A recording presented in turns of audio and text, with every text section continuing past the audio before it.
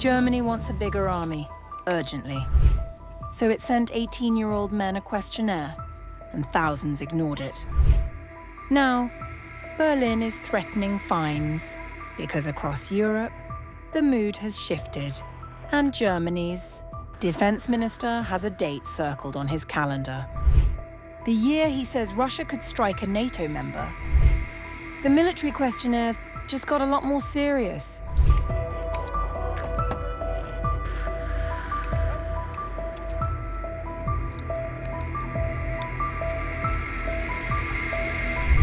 Germany is considering financial penalties for young men who fail to comply with a new military registration system, as Berlin pushes to rapidly expand its armed forces amid rising security tensions in Europe.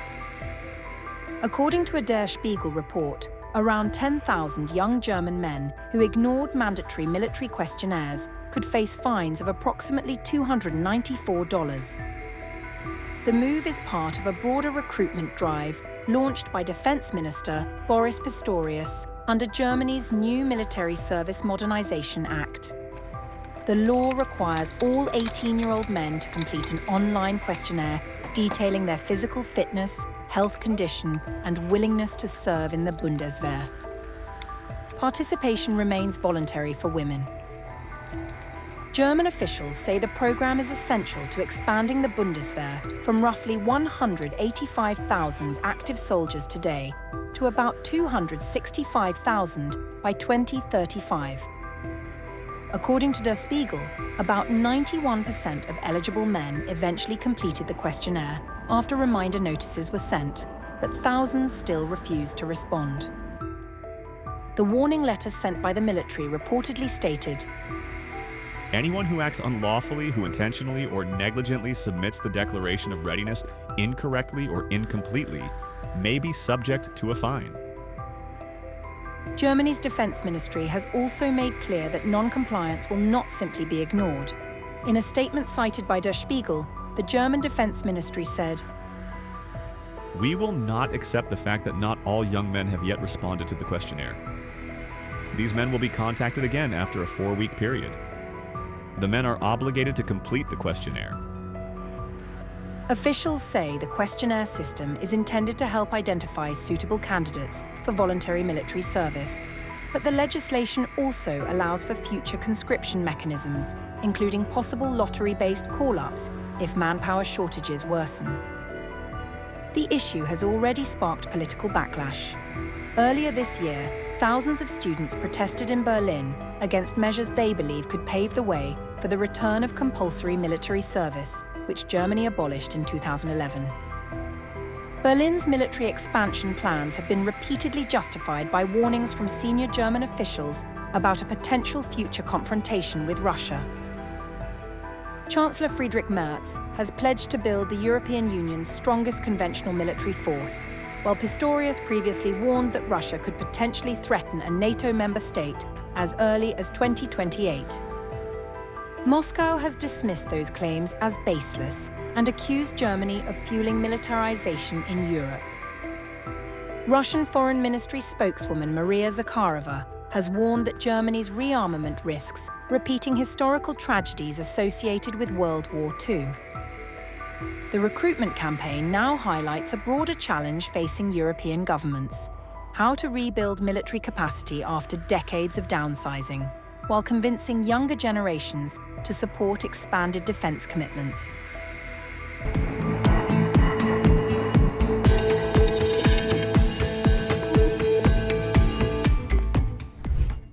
It started with a phone call.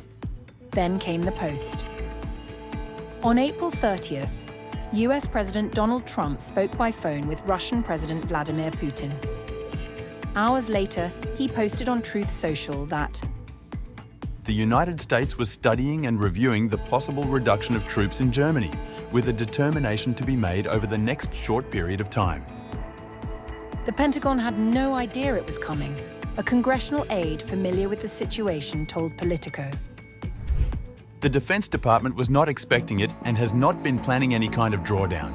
But we have to take him seriously because he was serious about it during his first administration. That matters.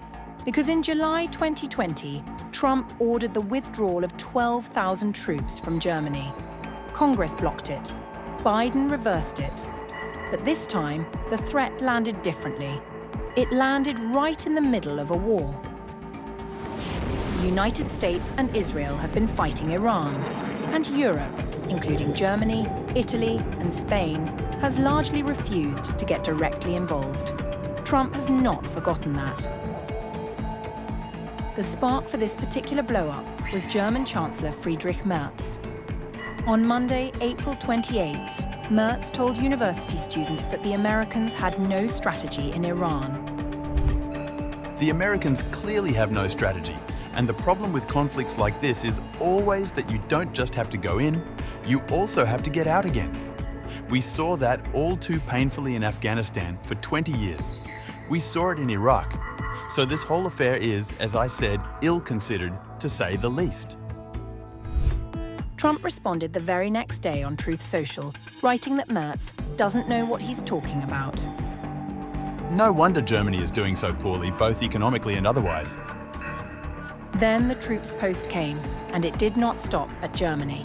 By Thursday, Trump had expanded his threat to Italy and Spain. When a reporter asked him directly, he did not hesitate. I probably will. Why should I? Look, why shouldn't I? Italy has not been of any help to us, and Spain has been horrible, absolutely horrible.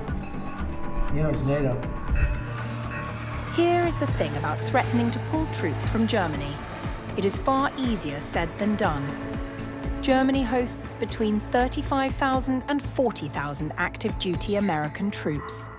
It provides land for basing free of charge, a local workforce, two of the Pentagon's most critical command hubs, US European Command and US Africa Command, and the largest American military hospital outside of US soil. There's a moving cost, and then depending on where you're moving them to, there could be construction costs that are substantial. We're not going to have facilities to house them in Poland, so that would be a very long-term construction cost. Beyond money, there is law.